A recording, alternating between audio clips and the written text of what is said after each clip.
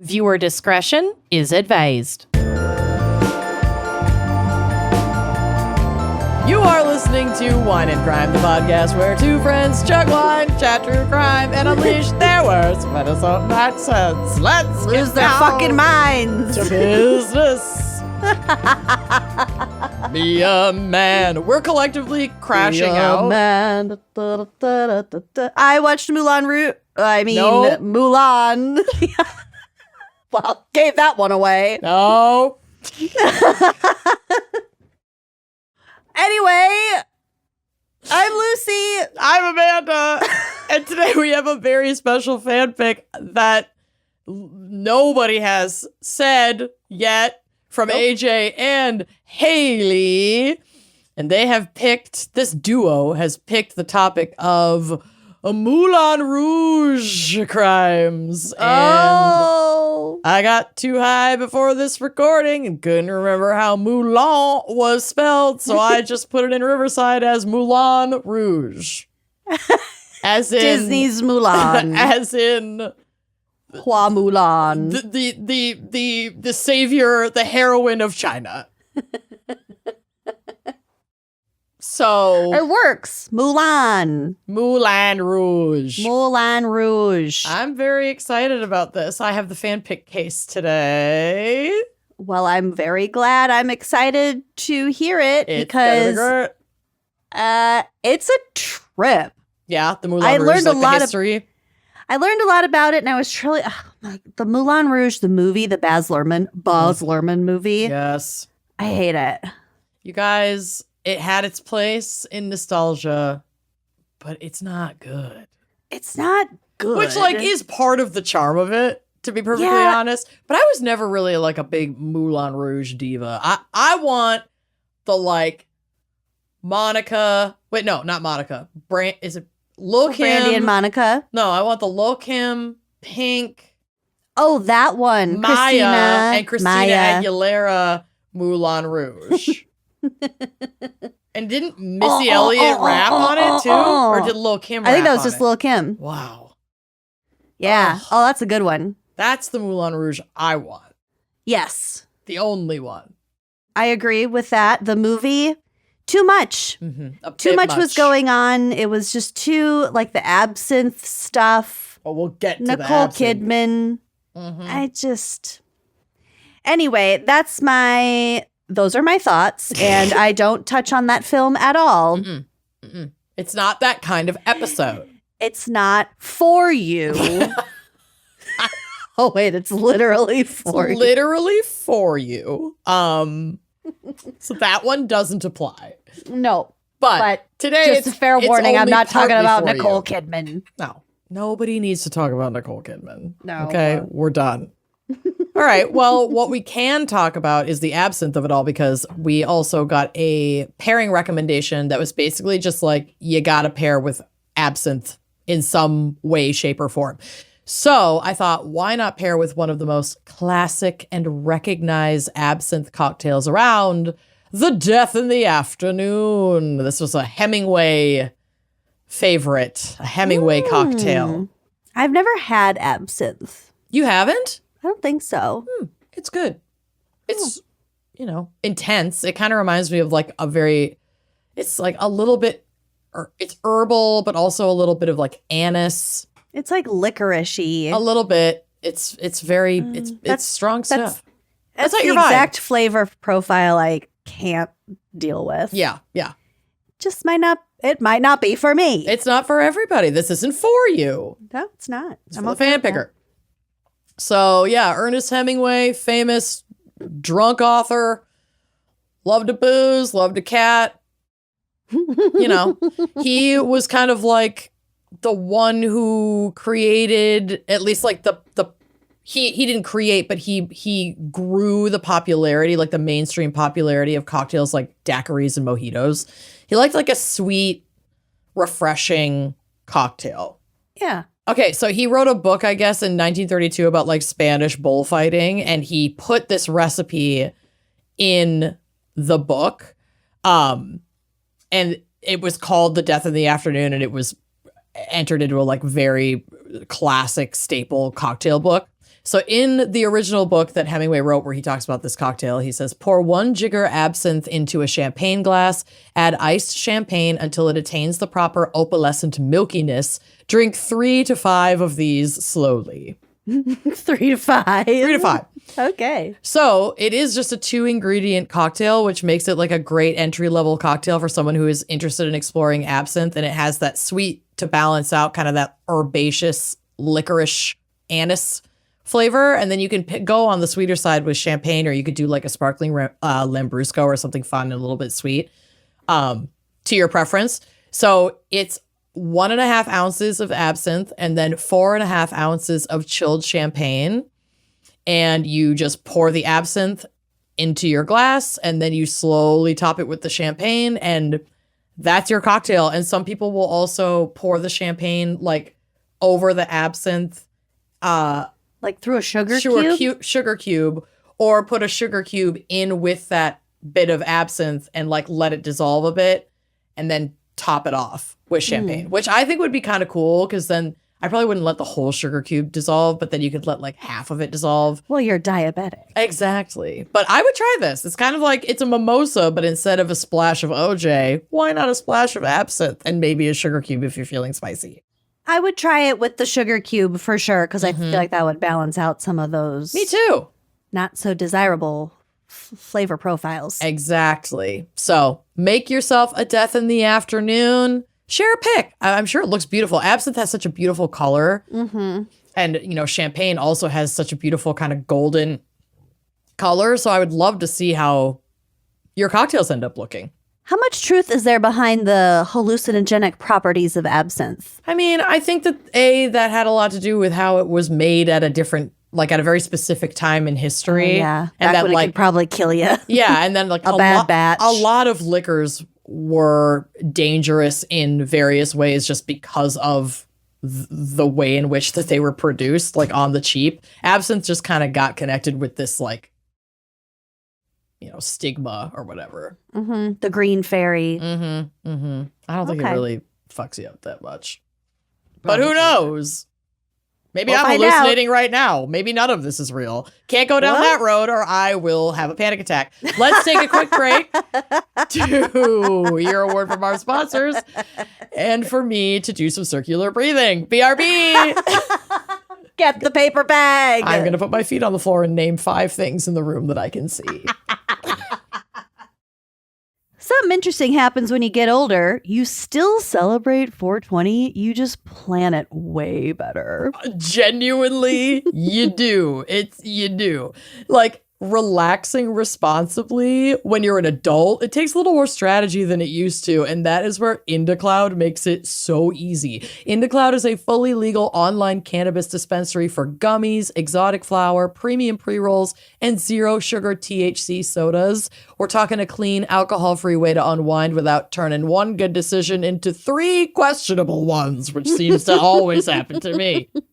Everything is federally legal hemp THC. It's lab tested. It's shipped discreetly to your door. And for 420 season, which every season's 420 season, new customers get 40% off all month long with IndaCloud's biggest sale of the year. This is for like the adult gardener in the room. You know, back in the day, you're looking at 420 like a competition. Who can go the highest, right? Now we're, you know, some of us have kids, some of us have jobs in the morning. We all have stress. A lot of us have stress. You can't go off like you used to. You got to treat it more like stress recovery. So with those sodas, you're like 1 soda in, you're relaxed, but you're still sharp. I'm still funny. I can still read. No couch paralysis, no mystery decisions the next day. Knowing me, that is growth. You know what I'm capable of. And those zero sugar THC sodas are so perfect for a smooth lift without alcohol. They also have sleep gummies for when the night just needs to end properly. Premium pre-rolls for intentional wind downs, and get $70 ounces that won't wreck your budget. Oh, that sounds fantastic. So if you're 21 or older and a new customer, go to indacloud.co, that's .co, not .com, and use code GALS for 40% off your first order. That's indacloud.co, code GALS for 40% off all month long, shipped discreetly to your door. plus free shipping on orders over $50 and $30 in free gifts on qualifying orders. And don't forget to fill out the quick survey when you order to support this show. Please enjoy responsibly, and big thanks to IndaCloud for supporting your 420 plans. I'm telling you, if you are struggling to figure out what to get your mama for Mama's Day this year, look no further. We found the perfect gift. It does not matter how picky mom is. It does not matter how hard mom is to shop for. We have the answer, and it's an Aura frame. I'm telling you, it's the best thing ever. With an Aura frame, you can capture and relive mama's magic every day. Having a young child myself makes me realize how fast time goes, and it's so painful. But I'm telling you, I love my Aura frame. It's set up right in my living room. It cycles through photos all day long. It turns off by itself at night. I can just click a little button on my phone. All of my photos instantly go to the frame. I absolutely love looking at just random candids from my phone in a beautiful frame on my shelf. It's the best. Yeah, and it's so good for gifting. A gift box is included. It comes packaged in a premium gift box with no price tag, and you can preload your photos before you gift it. Yeah. Give it to mom, full of the grandkids, full of you, full of wedding pics. Oh my gosh, she'll just melt. Yep. So make Mother's Day special with Aura frames. Named #1 by Wirecutter, you can save on the gifts moms love by visiting auraframes.com. For a limited time, listeners can get $25 off their best-selling Carver matte frame with the code GALS. That's AURA frames.com, promo code GALS. Support the show by mentioning us at checkout. Terms and conditions apply. We have been running this company for 9 years, over 9 years, and almost that entire time we've been using ShipStation to ship out our merch. We've shipped a lot of ship with ShipStation. Thousands of orders with ShipStation. They are so easy. Their customer service is brilliant. If you are a quickly growing company and order fulfillment is just taking over your life, you have got to check out ShipStation. With ShipStation, everything you need to manage getting orders to customers is in one place. Connect to over 200 sales channels instead of 5 to 7 disconnected tools. You've got one, baby. ShipStation compares rates across all major global carriers like USPS, UPS, and FedEx, including your own discounted rates if you have them, to find you the best shipping option on every order with discounts up to 90% off.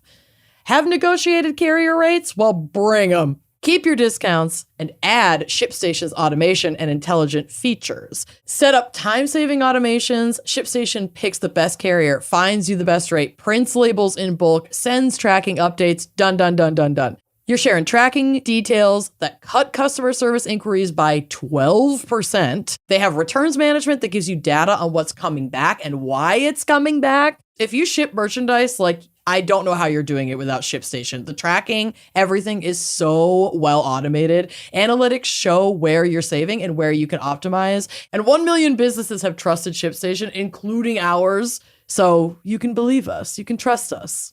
Try ShipStation free for 60 days with full access to all features. No credit card needed. Go to ShipStation.com and use code GALS for 60 days for free. 60 days gives you plenty of time to see exactly how much time and money you're saving on every shipment. That's ShipStation.com, code GALS. ShipStation.com, code GALS.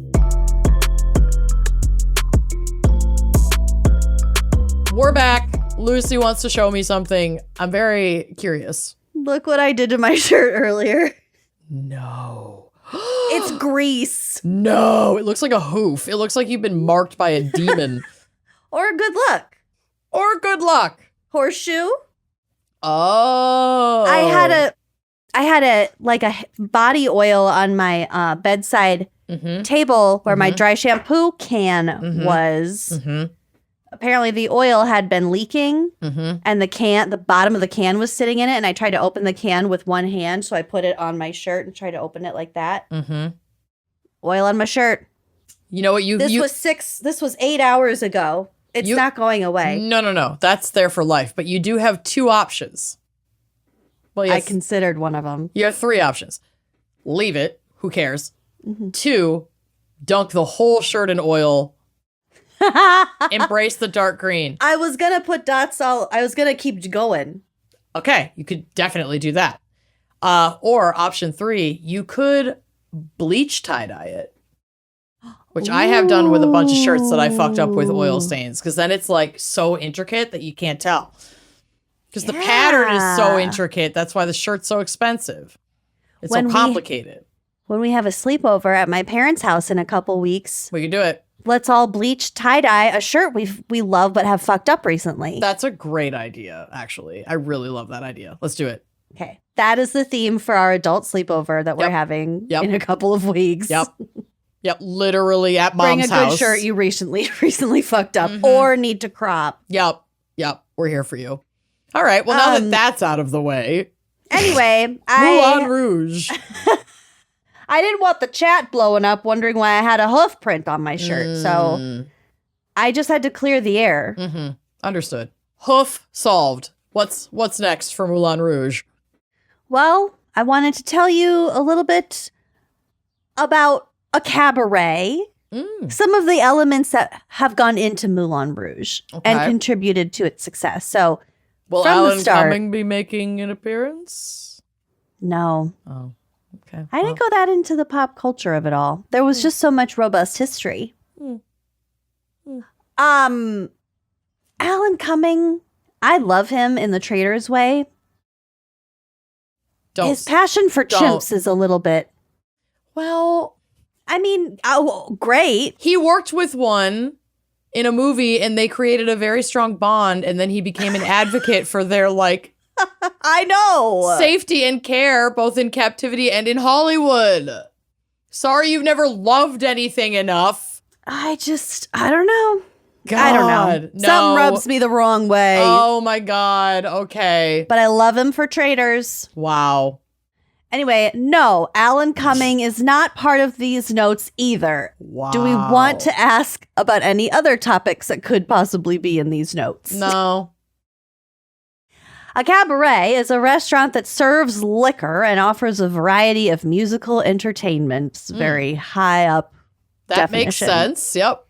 This style of bar probably originated in France in the 1880s, but also like a restaurant that serves liquor and plays music is not like A novel. Yeah. That Unique would be idea. crazy.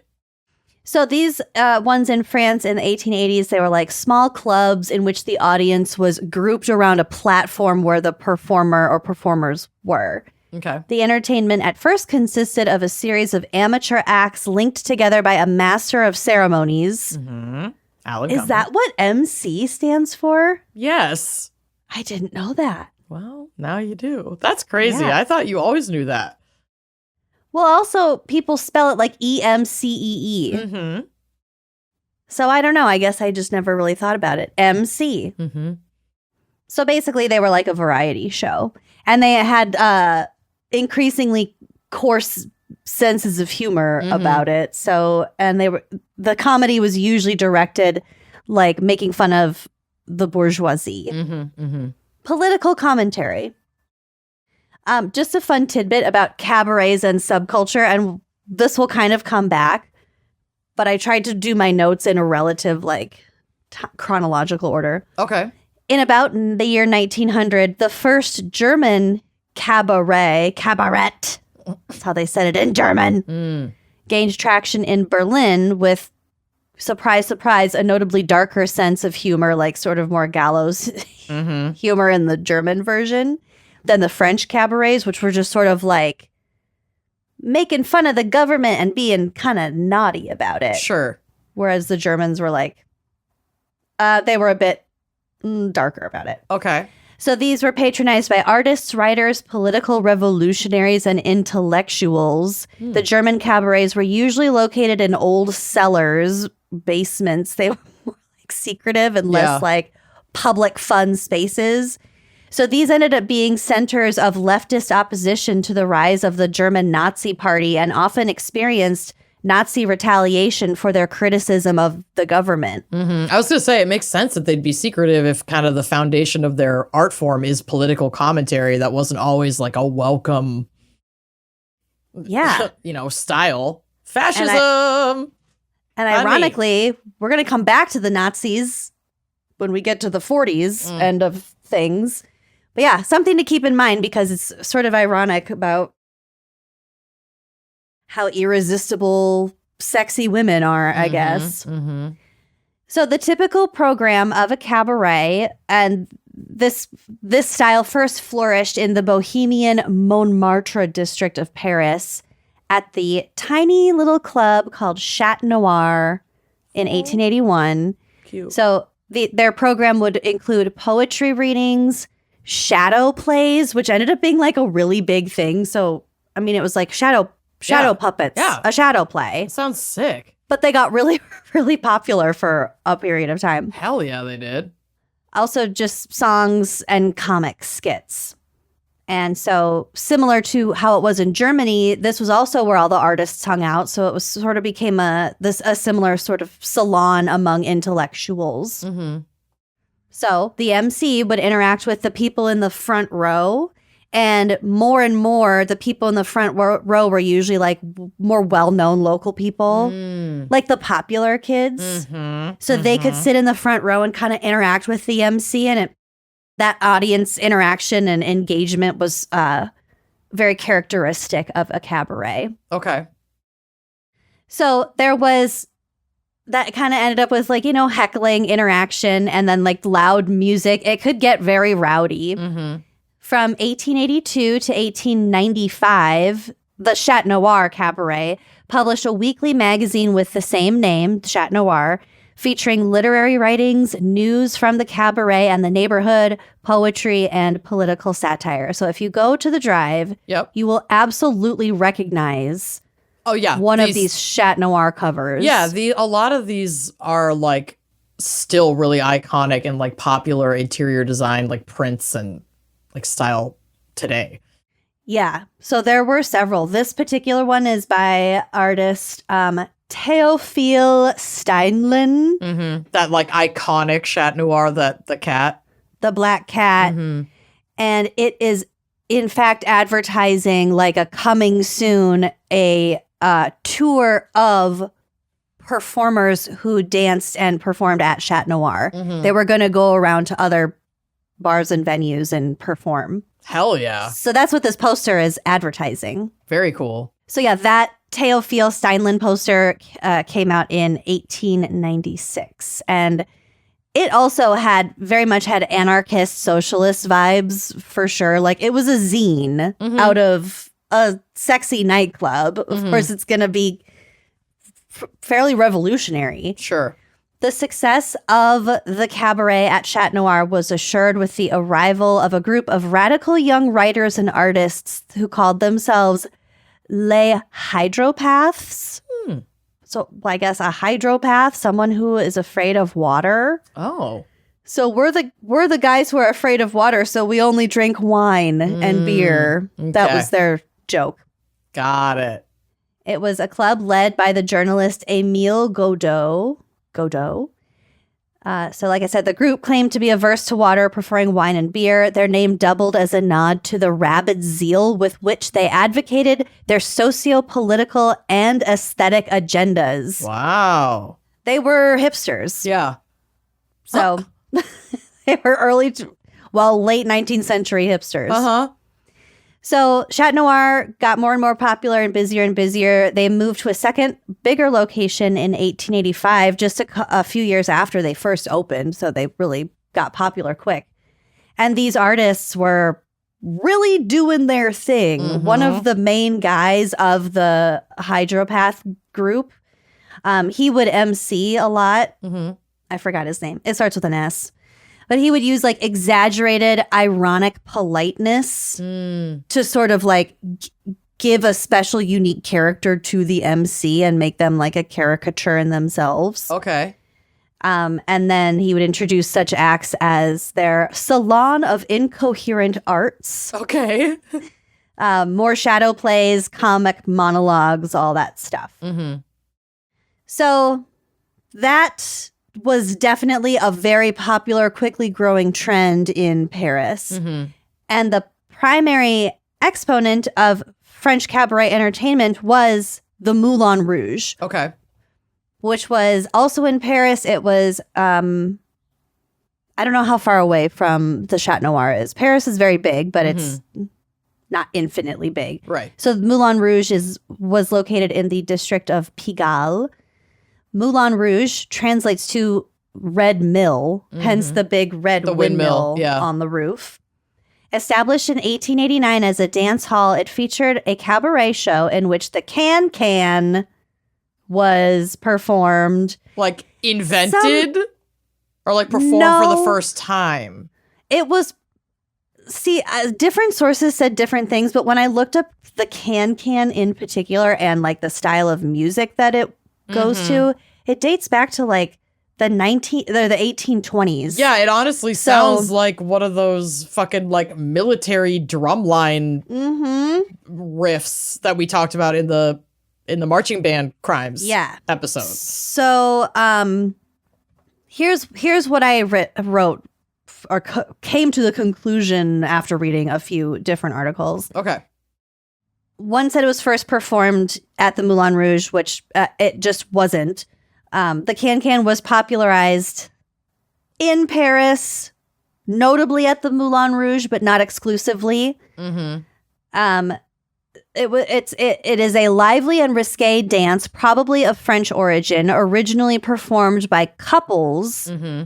So it would be, hetero couples dancing that... Kicking together. I think like towards each other as like a couple's dance was my understanding. Okay.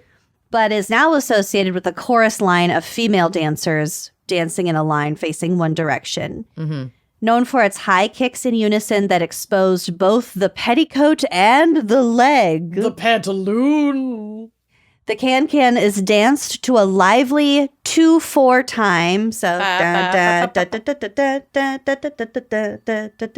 and I forgot what that song is from, but that's like the main can-can dance. But not all can-can music is that tune. Even I think this says they're 2/4, but either way, it's perfect for kicking, optimal for kicking in a line. Also called gallop music, which makes sense. That makes total sense. Specific can-cans were composed by Jacques Offenbach and other composers after about 1840. And again, Moulin Rouge opened in 1889. So it wasn't performed for the first time here. Got it. It's a very physically demanding dance with sometimes like splits and cartwheels involved. Yeah. Also, we'll get to sort of the risqueness, but they weren't wearing underwear. Oh, no. So depending on, I think the Moulin Rouge technically had a policy of like no puss, but if it's 1 a.m. and everyone's just partying and they're having a good time and the performers are going to do what the audience wants, there was probably some puss. Yeah, probably. Anyway, so that's the not suitable for work explanation of why the can-can was so fucking popular. On October 6, 1889, the Moulin Rouge opened as the Jardin de Paris, an outdoor garden cafe concert. So sort of like the patio at Sur. Oh, yes. That's how I'm imagining it. 100%. At the foot of the Montmartre Hill, which is the hill where that big, beautiful white church is in Paris. Okay. So it's at the bottom of that hill. Its creator, Joseph Aller, and his manager, Charles Zidler, were formidable businessmen who understood the public's tastes. Like, truly, they made their living on, like, identifying what people truly just wanted to party with. Like, the base desires.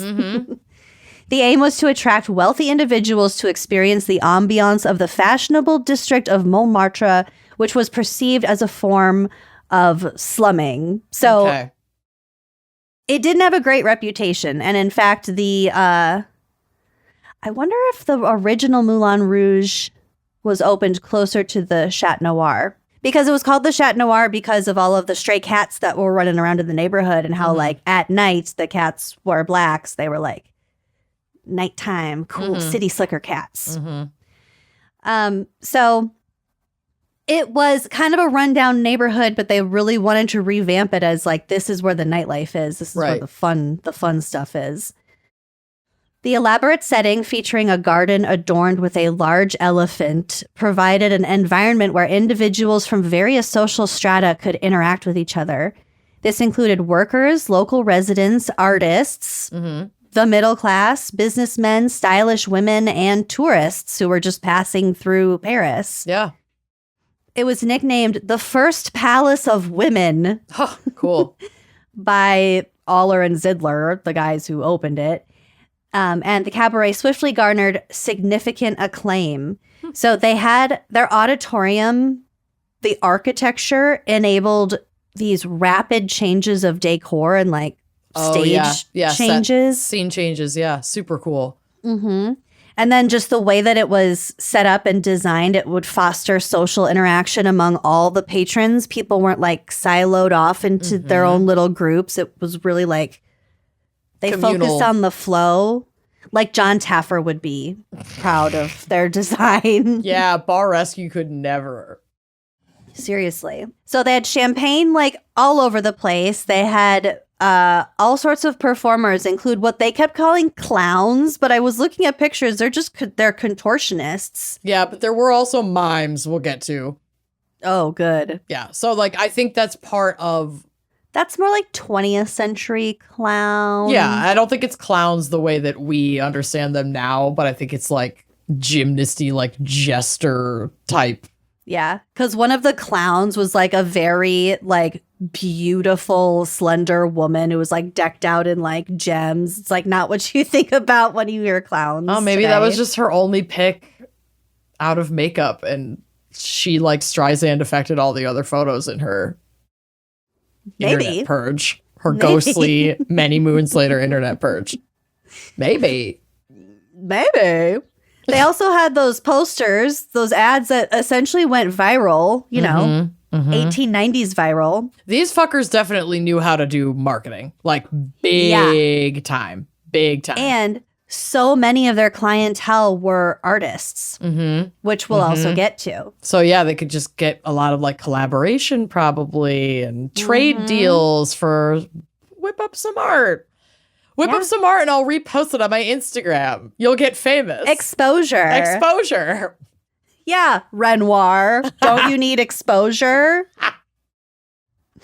Yes. But actually, we'll get back to Renoir. Good Lord. Also, the can. I mean, people were just coming in droves. So Moulin Rouge, really getting popular. Famous people started coming. For example, artist Henri de Toulouse-Lautrec. So you will recognize his oil paintings from his days at the Parisian cabarets. If you go to the Drive, if you look at the one that's called Moulin Rouge oil painting. Oh, yep. The woman with the, sort of the blue face on the right. Yeah, we know her for sure. Yeah. So and then also this other one that says Moulin Rouge 3 times on the top left. We'll come back to that one, but see where it says La Goulue. Remember that. Keep that in mind. Okay. But that was a Toulouse-Lautrec painting.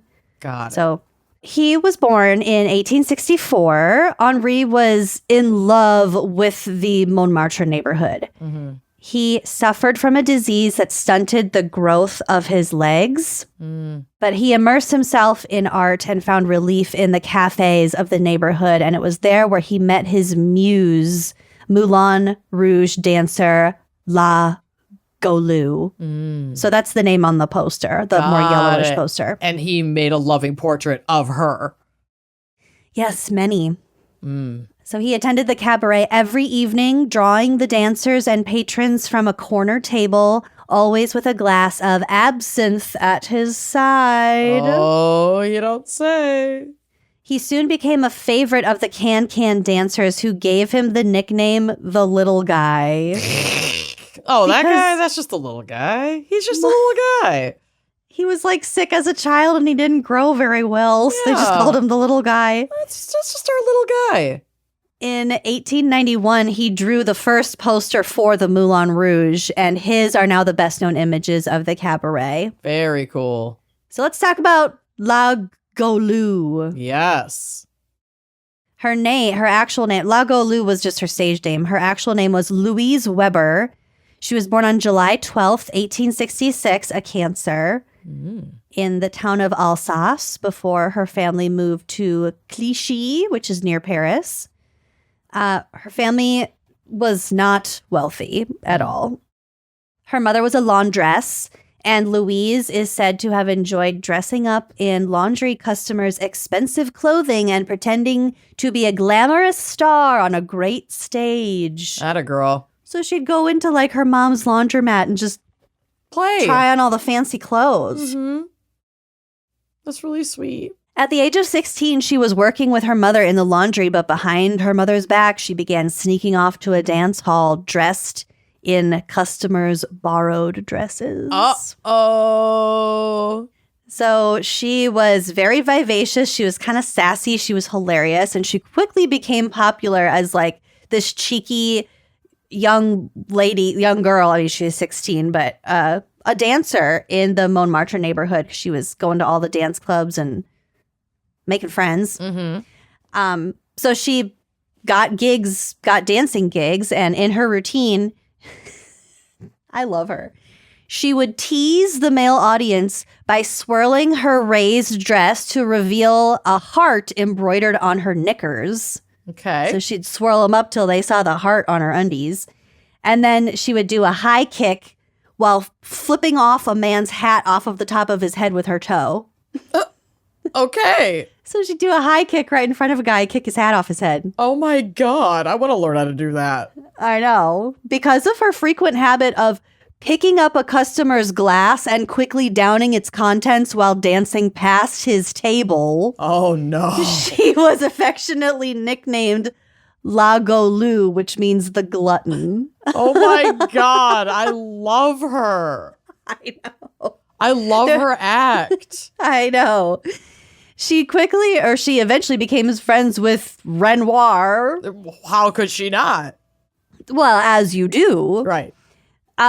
And he introduced her to like his circle of friends, which were like the coolest people in Paris in the late 19th century. That's crazy. One of whom was a photographer and like took a bunch of nudes of her. So there are some nudes on the drive of La Goulue. I saw 'em. And then gorgeous. there's a picture of her, or a poster and a photo of her doing the high kick. Mm-hmm. In her just little black stockings with little black shoes. Yeah, she's so cute. I know, and the nude is excellent. It is. It's a great nude. Mm-hmm. So she, at one point, met a wine merchant, as you do, who got her a job at the Moulin Rouge, where she blew up. She found fame, and her best friend was another dancer whose nickname was La Môme Fromage, which means the cheesy girl. Cute. I recognize cheese. So it's the cheesy girl and the glutton. They were like the two troublemakers. They were best friends. People thought they were sisters. Oh my God, I love it. And they were both just can dancers at the Moulin Rouge. That's so cute. What a life. I know. Well, I mean, she peaked at that point. Yeah, and obviously we're glamorizing this through a very different lens and in a very different time for women. Obviously, this is amazing. Yes. Just aesthetically, and Yes. if you think about an exciting, crazy life. The fantasy only. The fantasy. Mm-hmm. So, well, like I said, she peaked at this point. In 1895, she decided to leave the Moulin Rouge and strike out on her own to find her own success. But that didn't really work out for her. She wasn't drawing her customers from Moulin Rouge to wherever else she was doing whatever else she was doing. Yeah, it's like, yeah. They're not they're not following the gals outside of that convenient location to see everybody. that you want to see. Yeah. Well, the cheesy girl didn't go with her. Cheesy girl stayed at Moulin Rouge. So it was just her. She But was trying to go solo. Anyone who would want to try to go solo after the Moulin Rouge would probably struggle unless you were like in Beyonce. Yeah, the Beyonce of the Moulin Rouge. Yeah. I mean, for a minute, she felt like it. But that didn't work out, and she got depressed and really withdrew from society. This was lifted from Wikipedia. It's so rude. Nearly 30 years later, alcoholic and destitute, La Goulue returned to Montmartre in 1928. She eked out a living selling peanuts, cigarettes, and matches on a street corner near the Moulin Rouge. Oh, poor gal. Few recognized the haggard former queen of Montmartre. She died a year later at the age of 62 in the 10th arrondissement of Paris, the 10th quarter section area, and was buried in a first cemetery in a Parisian suburb, but then later her remains were transferred to the cemetery at Montmartre. So she was eventually laid to rest where she had the time of her life. Yeah. Oh. So that's a little bit about La Goulue. Back to Henri. What the fuck is his last name? Sorry. Henri Toulouse-Lautrec, the painter. The first Moulin Rouge movie, because there have been many of them, came out in 1952, and it was about Henri. Okay. And this is from Encyclopedia Britannica.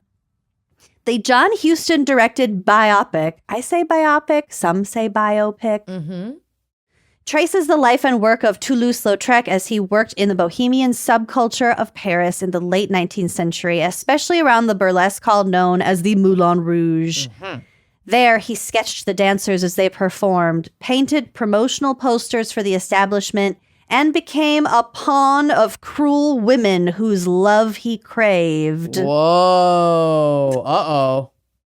To play the part of the artist whose growth had been stunted by childhood accidents and for whom even walking was a painful challenge, actor Jose Ferrer worked with director Huston to design clever camera angles, costumes, and set devices.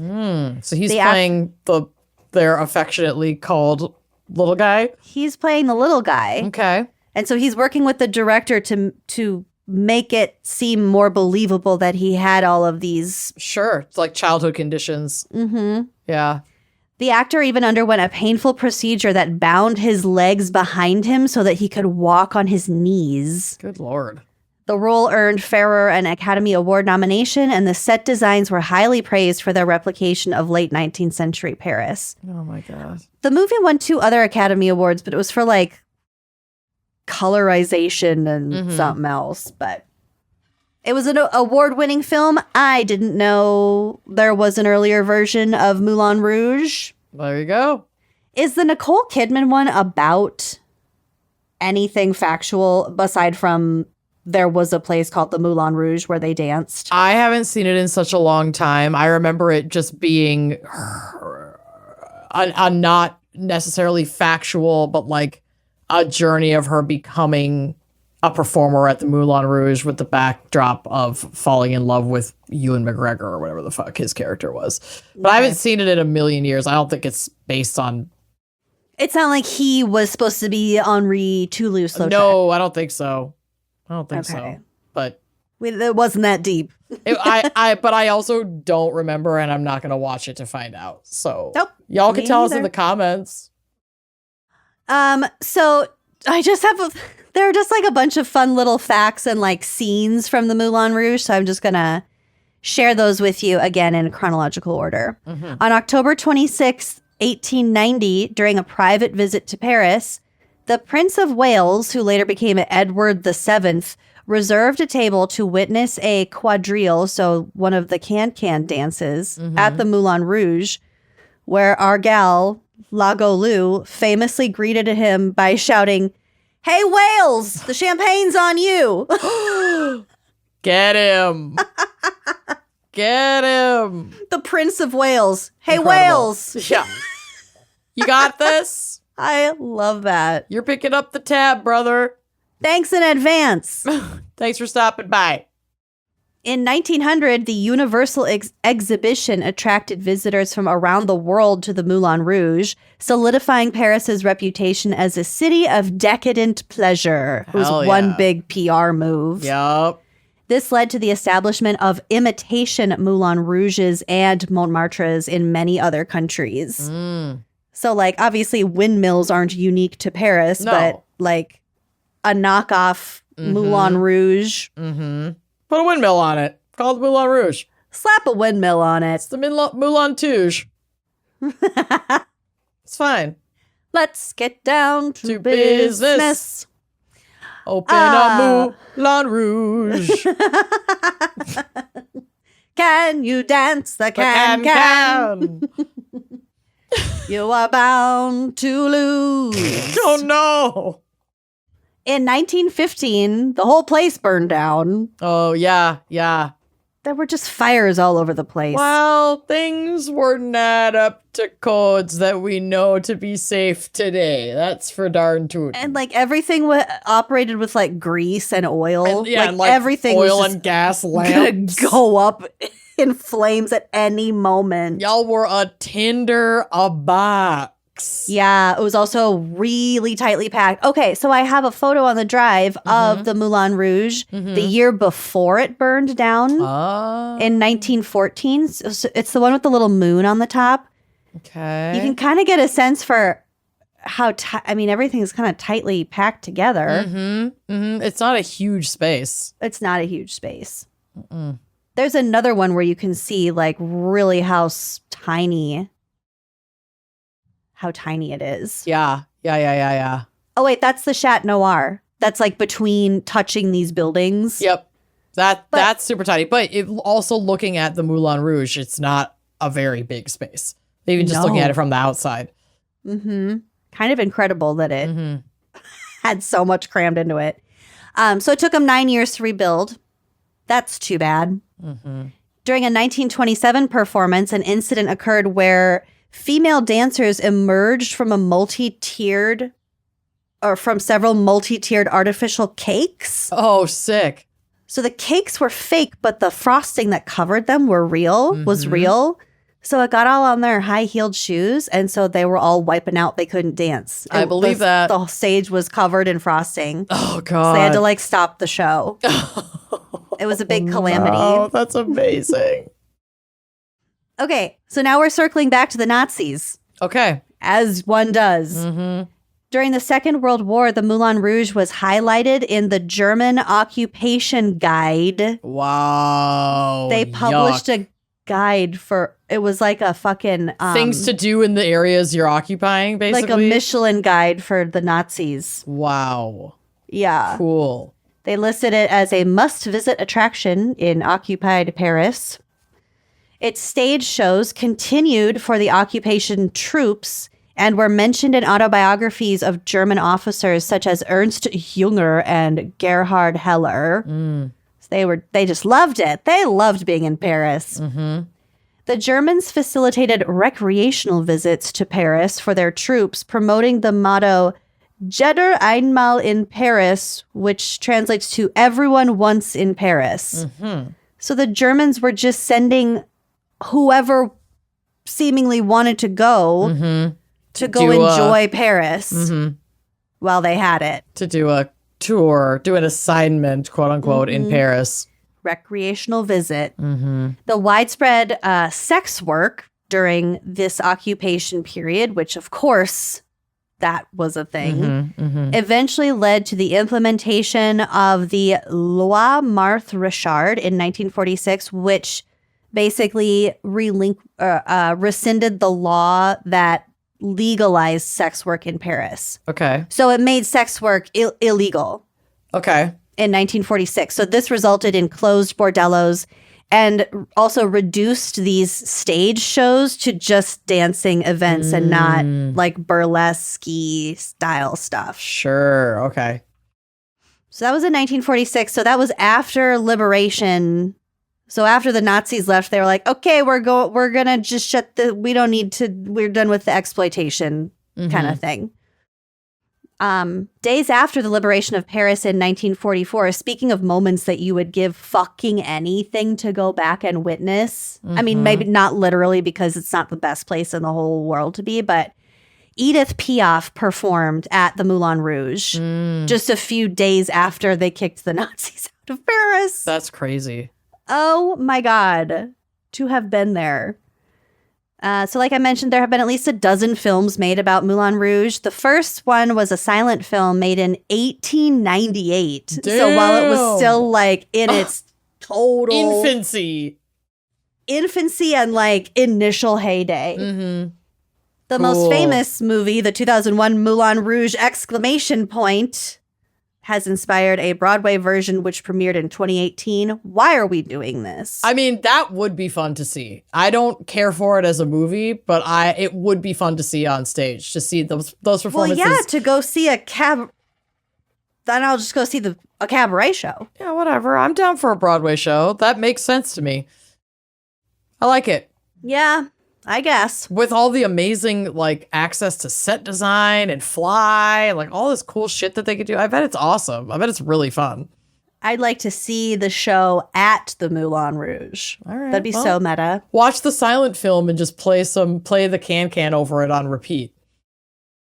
And drink a bunch of absinthe. Yeah. Just get absolutely try to catch that cranked green lady on absinthe. Yeah.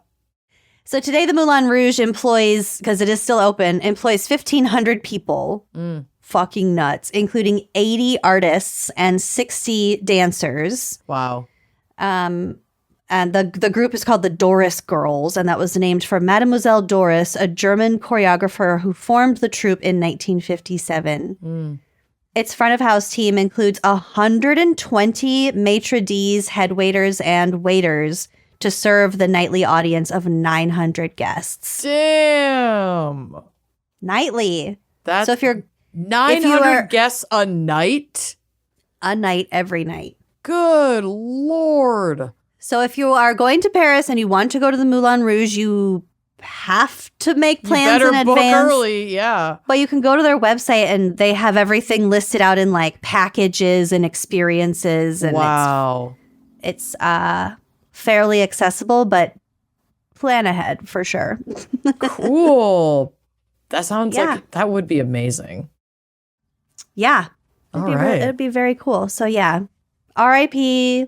La Goulue. But you live on in the hallowed halls of the Moulin Rouge.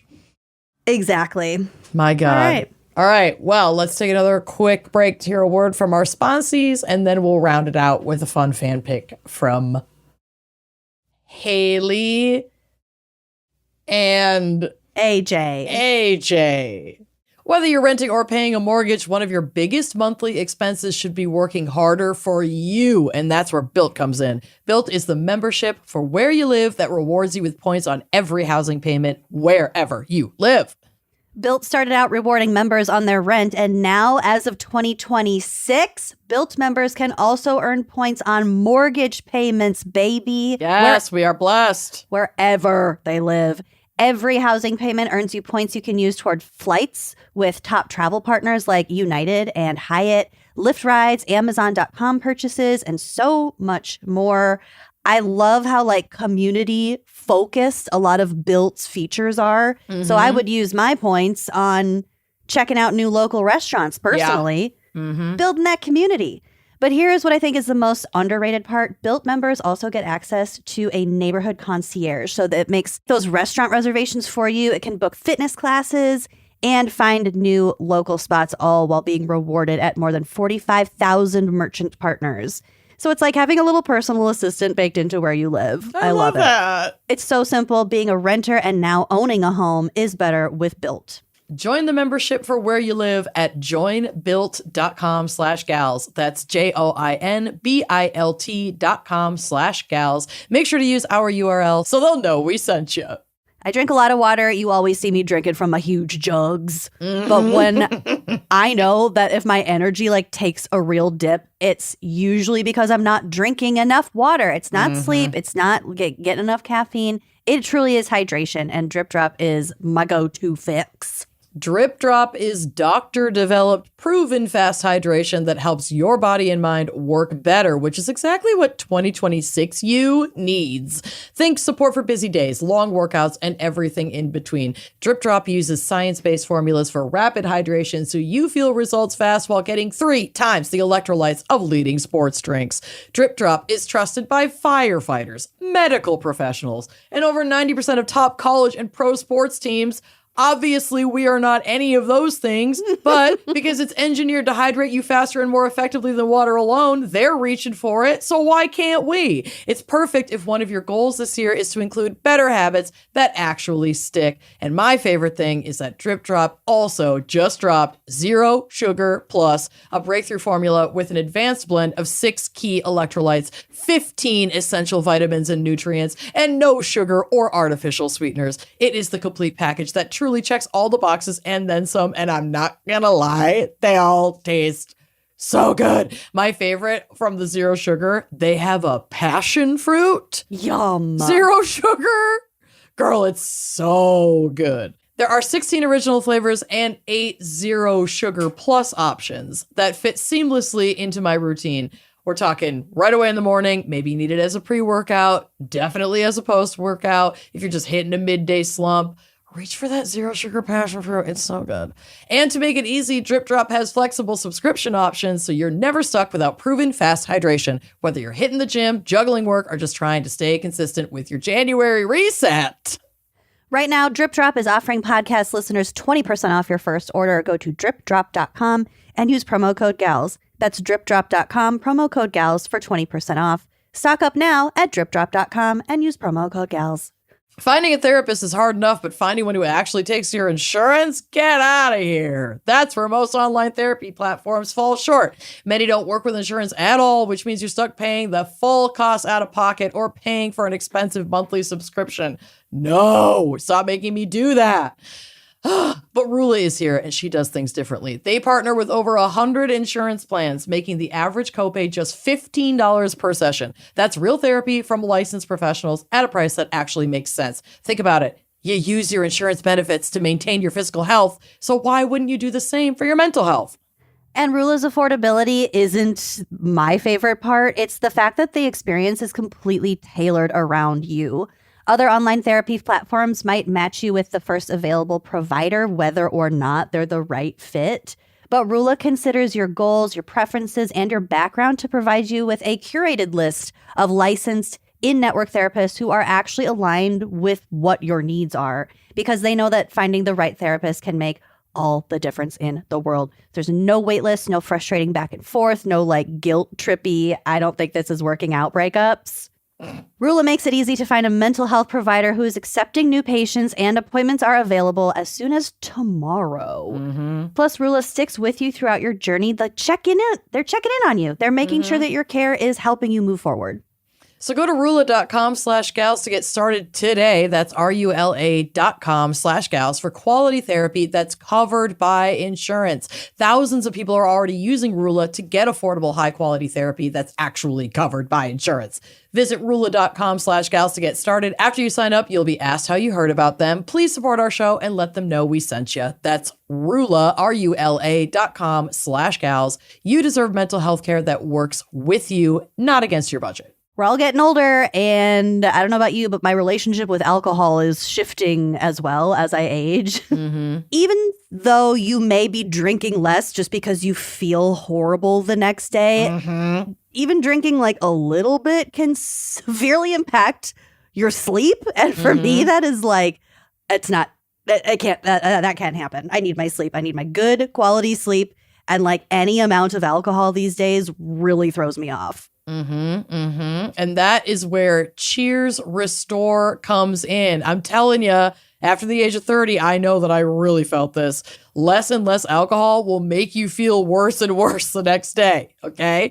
But that's why if you take Cheers Restore after your last drink or before going to bed, it's going to work for you while you sleep. Their claim to fame is that you'll feel 50% better or you're going to get your money back. So you wake up feeling like you drank roughly half the amount. You've got better sleep. You're feeling less rough the next day. And if you're not feeling at least 50% less rough, they've got your back.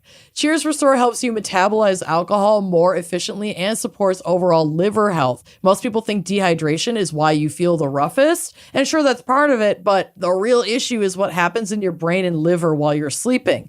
When alcohol leaves your system, your brain goes into rebound mode, which is what makes you feel nasty. The DHM in Cheers works while you sleep to soothe out that rebound. At the same time, alcohol converts into a toxic byproduct that your liver has to clear out. The cysteine in Cheers helps speed that up. Cheers is also backed by doctors, PhDs, and over 1,000 verified clinicians. They've sold over 50 million doses. Cheers is also available in 30,000 retail locations, including CVS, Walgreens, 7-Eleven, Circle K, and so much more. Take Cheers Restore after your last drink or before going to bed and wake up feeling at least 50% better or your money back. For a limited time, our listeners are getting 20% off their entire order by using code WINE at cheershealth.com.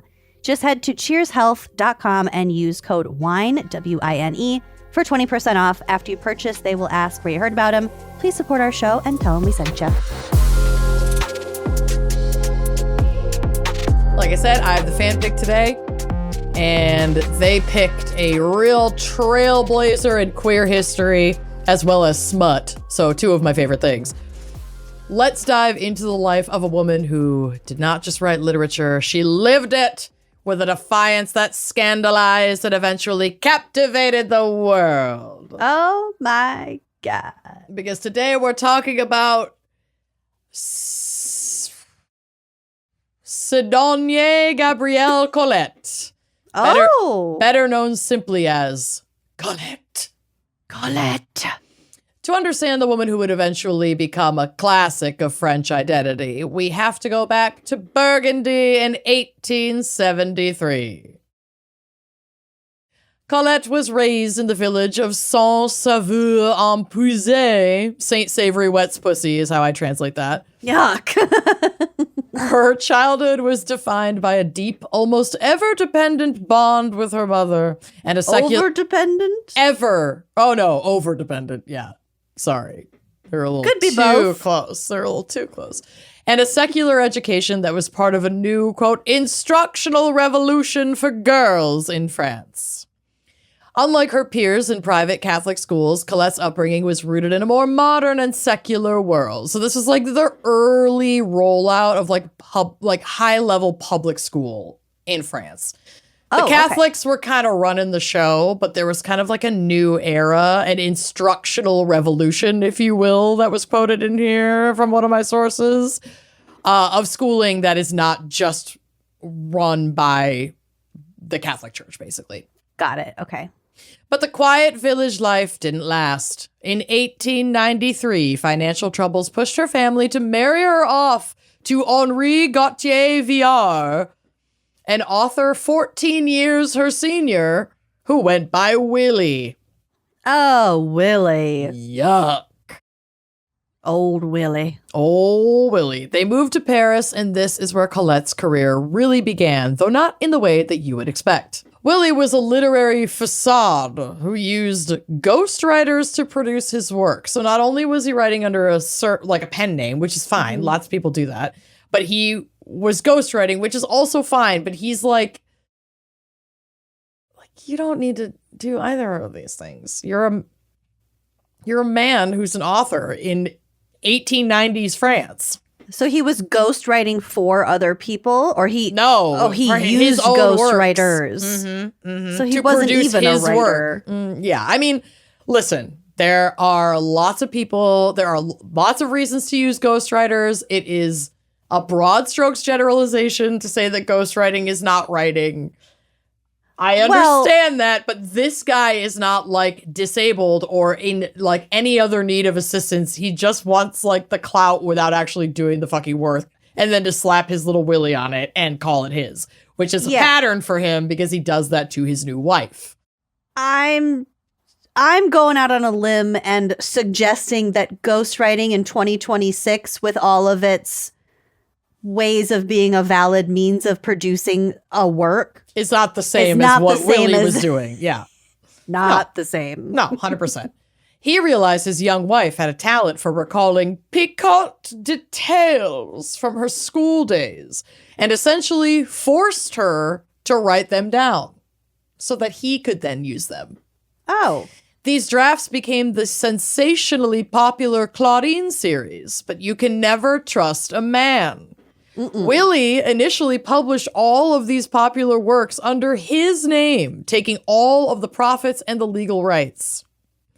Realizing he married a cash cow, he even went as far as to lock Colette in a room until she finished the next installment of the series. That's love. That is love and support of your partner's gifts, if I ever heard it. She truly left her mark on the global queer community as a cultural icon who lived and wrote with a fearlessness that defied the rigid gender and sexual conventions of her era. One of her most significant contributions was like the overall early introduction of sapphic themes like women loving women into like mainstream audiences and into literature, period. Okay. And that was like the significance of the Claudine series, which of course doesn't carry the same impact at the time that it was released because it was released under a man's pen name. Yeah. So it doesn't have like the same, you know, it's important that this Could work, come off that as- it's known that this work is hers. Well, and that it's like first person experience and like these are real lived experiences and truthful. Yep. And it's not a guy being weird about girls. Right. This series featured one of the first feisty female teenage voices in literature and explored same-sex love triangles. Twilight who? This body of work provided an early 20th century window wide open on female desire, presenting a new version of what autonomous, sexually adventurous lives could look like for women. Here are a couple snippets just to give you a taste of her writing style. It is quite beautiful. Yes. Quote, her stormy eyes, her sincere sensuality, the softness of her skin and her voice. I'm already wet. Whoa. His nature is like a demonstrative cat's. Or her nature, sorry. I'm already centering men. Her nature is like a demonstrative cat's. She is delicate, acutely sensitive to cold, and incredibly caressing in her ways. And another quote, I have lived 10 years of wild rovings, of conquests and discoveries in those woods. The day when I leave them, my heart will be very heavy. Yes. Anyway, I liked her writing. From Smithsonian Mag, quote, Colette wrote for New Women at the turn of the century, not by promoting feminist political action and suffrage, which she actually demonstrated some disdain for, but by presenting a new vision of what women's lives, particularly middle-class women's lives, could be in France in this period. The New Woman was an independent, free-spirited, and sexually adventurous ideal that emerged at the end of the 19th century. And to this we say, well, Colette, whether you embraced feminism or not, your work was very feminist in its place in history. It's you're dropping feminist takes, whether you want to label yourself or not. Well, I think because it was a early modern feminist take, it wasn't seen as such, and because women probably weren't necessarily encouraged to participate in politics, Right. A person might not necessarily tie those together as intrinsically as we do today. Right, 100%. I just think it's so funny because like everything I read circles back so many times to how she wouldn't call herself a feminist. She was not in support of suffrage, but She was a queer icon. yeah, so she's just been kind of like retrofitted into this thing. Well, retrofitted by her own work. Like, it's like, girl, you are a feminist. You just aren't a feminist the way that you understood it at the time that you were alive. But I just thought that was really funny. So, by 1906, Colette had had enough of being like literally locked in a closet to write smut that then her husband is getting all of the fucking money for. Like, fuck you. So she separates from Willie and seeks financial independence on the stage as a mime and performer. Ooh, a clown. Options for women leaving their husbands were limited, okay? So the girl had to mime to survive. She's going to mime her way through law school. Leave her alone. What, like it's hard? What? Like it's hard? This transition into the bohemian subculture of Paris allowed her to explore her own identity more freely. So she'd always, known she liked the ladies, and that obviously showed up really heavily in her books. She is considered, queer, probably bisexual or pansexual, because she did have relationships with men, throughout her life. We'll get to her later relationships with men and how I think that her preference after kind of having a great love of her life, which we're about to dive into, would remain with more the divine feminine. But I appreciate kind of how things landed for her. Mm-hmm. So she leaves, she gets she's miming, she's getting all wrapped up in this Parisian performing arts subculture, which, again, amazing to visit. For theater kids. Amazing to visit the 1900s Parisian theater kids. Yeah. Would be pretty amazing. It was during this time that she began a passionate affair with Mathilde de Mornay, an aristocrat known as Missy.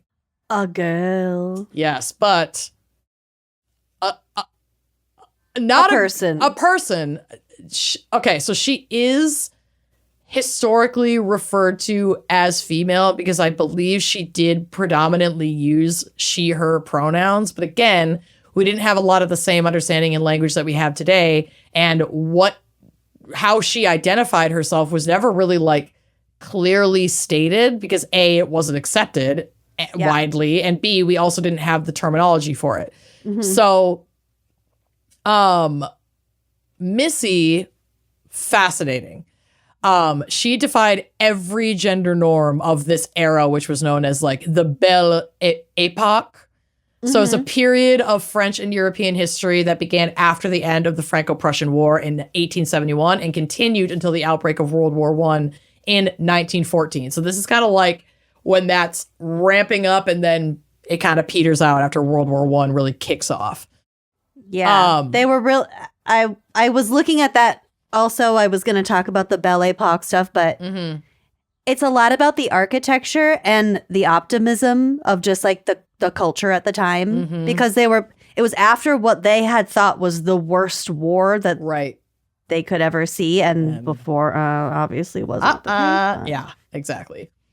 So Missy cuts her hair super short. She consistently wears tailored 3-piece suits. She smokes cigars. Cool. She uses masculine nicknames like Uncle Max. Butch, I love her. So while historians still debate today Missy's queer identity, the conversation is around mostly whether she was more mask lesbian or if she would have in modern times identified as a transgender man. And we'll likely never know because we said, the terminology in those days was not as open and accessible. And she's not here to answer for herself. She's not here to answer for herself, but no matter where either of these people fell on the spectrum in the early 1900s, their relationship was a radical act of queer visibility because they were very much together. This is from JSTOR Daily, which is this cool kind of library collaborative website. I don't know, it's really interesting. JSTOR. JSTOR, yeah. JSTOR is great. Well, there you go. Quote, in 1881, Missy entered a marriage of convenience with Jacques Godard, 6th Marquis de Belleboeuf, receiving a title and a stellar domestic deal. She was free to pursue affairs with whomever she preferred. Godard himself was homosexual and found comfort outside the marriage as well. Ooh, lavender. Missy divorced Belleboeuf in 1903, enjoying instead the company of other women, including the elegant courtesan and dancer Liane de Pougy. Luan de Lesseps. And the adventurous and free-spirited French novelist Colette.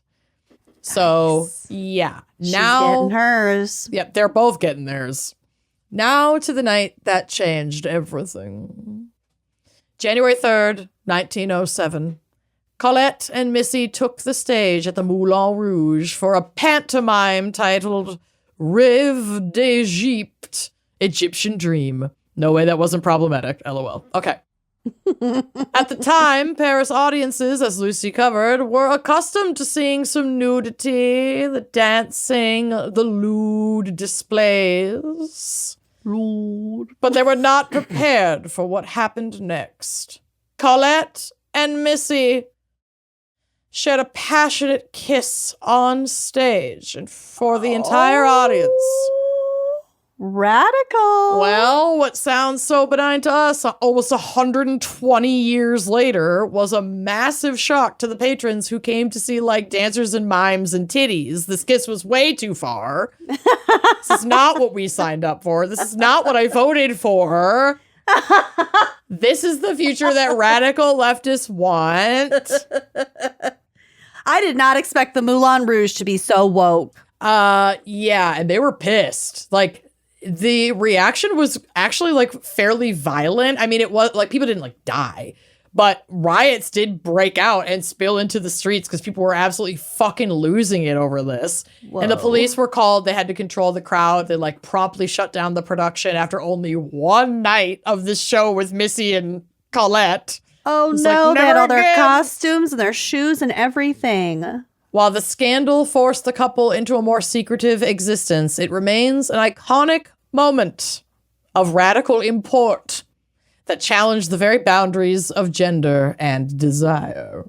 Wow. Colette's career did grow from there, not on the stage, but she kind of like made a name for herself and was writing more. And she wasn't with Willie anymore, so she's writing under her own fucking name, and she gets to go back and reclaim and name her work. That whole Yes. Claudine or whatever series. It's hard to have Colette, Claudine. Lots of CLs. Yeah, it's a lot. It's a clot. It's a clot. She became the first woman president of the Académie Goncourt, and she was a Nobel Prize nominee. For what? I'm Her sorry. smut?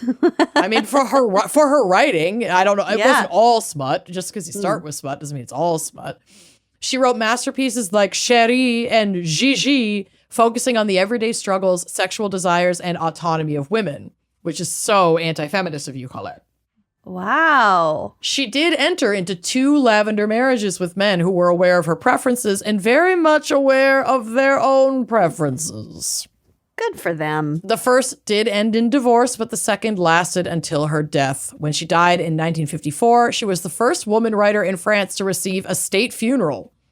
Wow. Though she famously distanced herself from the feminist movement of her time, even making disparaging remarks about suffragists. Girl, get real. I know, wake up.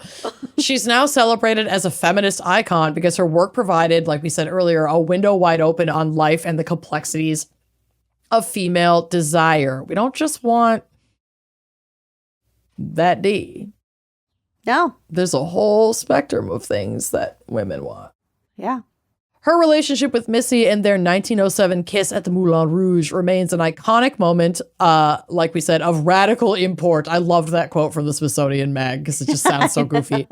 Serving as a landmark event in the history of queer visibility and the public challenge to binary norms. So while, like, obviously people reacted in this really, to us, shocking way, that was these people's first time ever seeing women publicly engage in romantic displays of affection.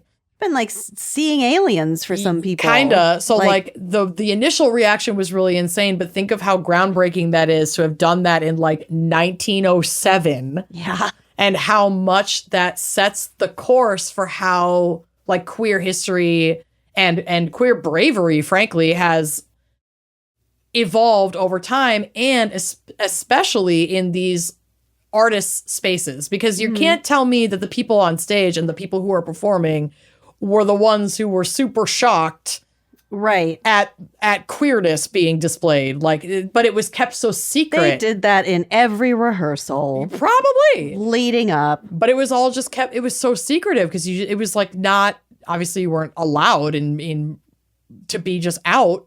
And then they hear these ladies come and just fucking go for it.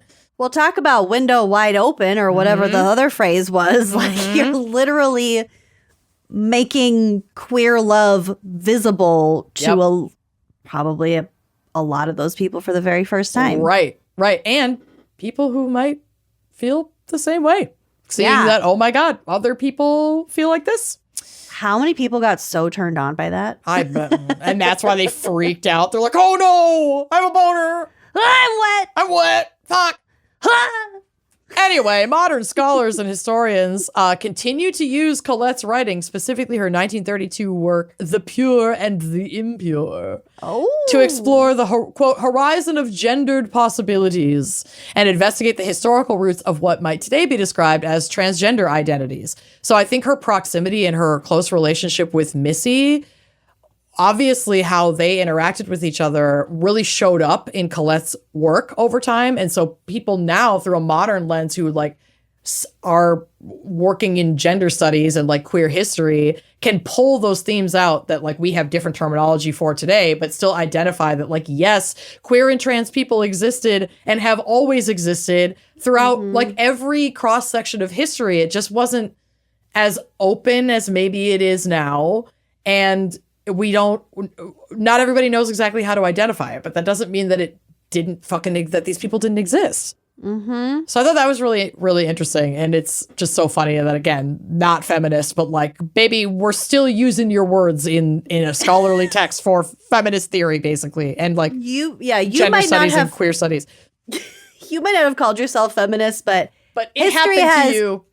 Categorically defined you as such, so unfortunately it's not in your hands anymore. Yep. So yeah, I got ahead of myself because I finished it with this. Much to her personal chagrin, Colette's influence extends into the foundation of feminist and queer theory. She is the most cited writer in the Simone de Beauvoir seminal 1949 book, The Second Sex, which mentions her like 21 times. By documenting the varying tensions of unconventional relationships without making moral judgments, she created a foundational literary space for queer lived experiences to be explored and recognized as both significant and classic literature. Like she's up there with like classic writers of this era, and she was writing fucking queer, smutty books. Today, her legacy is reaffirmed through frequent modern adaptations, including one that we need to watch, the 2018 film Colette, which I think is Keira Knightley and somebody else. Hey Siri, who stars in the 2018 film Colette? The 2018 film Colette stars Keira Knightley, Dominic West, Eleanor Tomlinson, and Denise Gough. Thank you. Yeah. Okay. So yeah, we got to add that to the watch list. Yeah. So yeah, all these modern references to her work still keep her life and her work like alive in contemporary discussions. She's often referenced in what's it called when you're smart? Like educational or intellectual conversations about identity, agency, and just queer history, feminism, the refusal to be categorized. Yeah. Smart people shit. Smart people shit. I just think it's so funny that she was like, I'm not a feminist. And it's like, it's 2026 and we're still referencing you, bitch. So I don't know what to fucking tell you. I'm sorry, you made out with a chick on a stage. Yeah. That's pretty fucking cool. I'm sorry you don't agree. Yeah. So yeah, that's good for her. That's Colette and Missy, Uncle Max. God bless Uncle him. Max. God bless him. That's such a great nickname. So good. Wow. Okay, well, we got through a lot. We did. And guess what? We didn't talk about any horrific murders this episode. We didn't. That felt good. That felt really good. Yes. Okay. Well, who the fuck knows what we got going on next week? It's probably going to be something gory. Thank you so much for listening. And thank you so much to AJ and Haley for your fan pick of Moulin Rouge Crimes. And thanks for joining us over on Uncorked. We're so glad to have you there. Tell all your friends to come join us over there too. Yeah. Thanks It's much. a fun time. Oh, too much content. You'll If you're love it. bored at all, Oh my God. We Join got us. you. Yeah. I got you. we'll see you next week. Bye-bye. Like what you see? Check out more episodes and become a member to unlock exclusive content. Yeah, don't forget to like, comment, and subscribe. Bye.